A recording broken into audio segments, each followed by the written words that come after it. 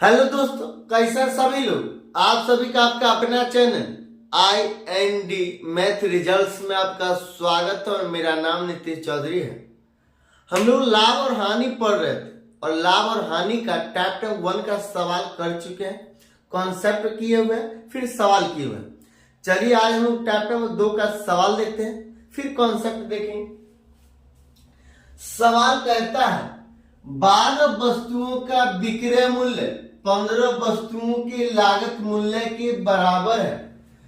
यह कहता है 12 वस्तुओं का विक्रय मूल्य 15 वस्तुओं के लागत मूल्य के बराबर है, तो लाभ प्रतिशत है। कहता 12 वस्तुओं का विक्रय मूल्य, और विक्रय मूल्य को इंग्लिश में विक्रय मूल्य को हम लोग इंग्लिश में सेलिंग प्राइस कहते हैं और शॉर्ट में एसपी बोलेंगे। तो 12 का मतलब गुना, ये बोर्डमास का नियम है, और एसपी ये बराबर है। यहां भी कहता भी है 15 वस्तुओं के लागत मूल्य के बराबर है। ये बराबर है 15 वस्तुओं के लागत मूल्य के बराबर, मतलब सीपी। अब ये एसपी है, यहाँ एसपी है, इधर सीपी क्या गुना में, जब बराबर की इस पर आएगा तो भाग में हो जाएगा। तो ये एसपी अब बट्टा सीपी, तो ये 15, ये इधर गुना में, ये इधर गुना में, जब बराबर को उस पर जाएगा तो भाग में हो जाएगा, तो भाग में, ये भाग हो गया। अब 3 से काटेंगे तब 5 बार में, 3 से काटेंगे तो ये 4 बार में, मतलब 5/4। 4 में कोई वस्तु खरीदा गया, 5 में बेचा गया। 4 रुपया में कोई वस्तु खरीदा गया, 5 रुपया में बेचा गया। लाभ होगा या हानि होगा? लाभ होगा। तो लाभ प्रॉफिट प्रतिशत बराबर 1 का लाभ हुआ। कितना का लाभ हुआ? 1 का लाभ हुआ। कितना में से? 4 में से। और ये फ्रैक्शन में, इसको प्रतिशत में बदलने के लिए हम लोग 100 से गुना करेंगे, तो ये गुना 100 हो जाएगा, तो ये 25% हो जाएगा। 25%, यही आंसर। अगला सवाल कहता है समान क्रय मूल्य वाली 14 वस्तुओं को, समान क्रय मूल्य वाली 14 वस्तुओं को 450 रुपया प्रति घड़ी की दर से बेचने पर 4 घड़ियों के क्रय मूल्य के बराबर लाभ होता है। एक घड़ी का क्रय मूल्य क्या है?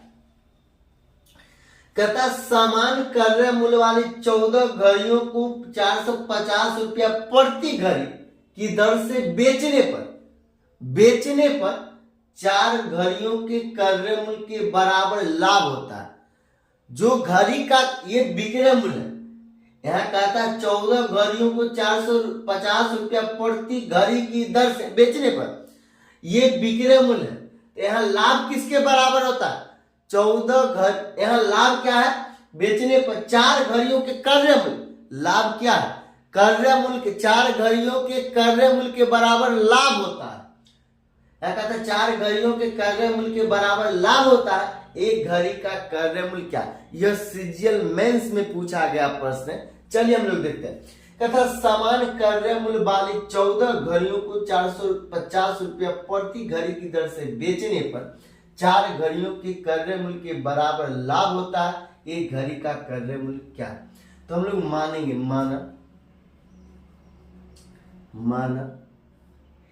एक घड़ी का क्रय मूल्य बराबर x। माना एक घड़ी का क्रय मूल्य x है।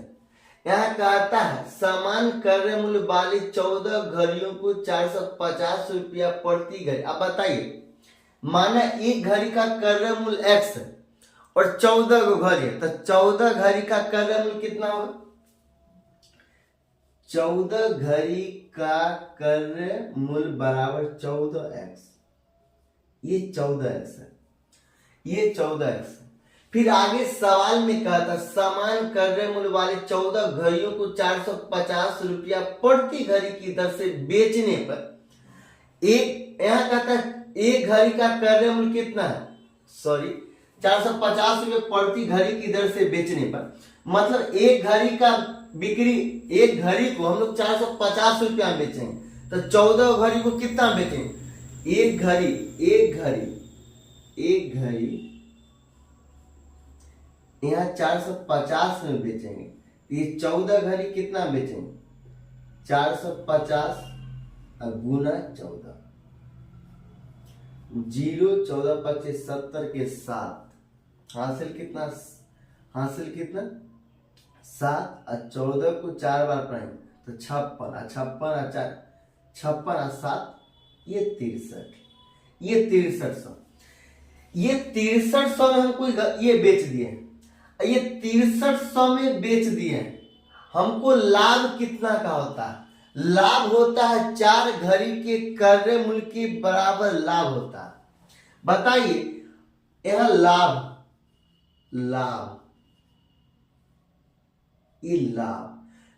कैसे होता है, तो लाभ होता है एसपी, ये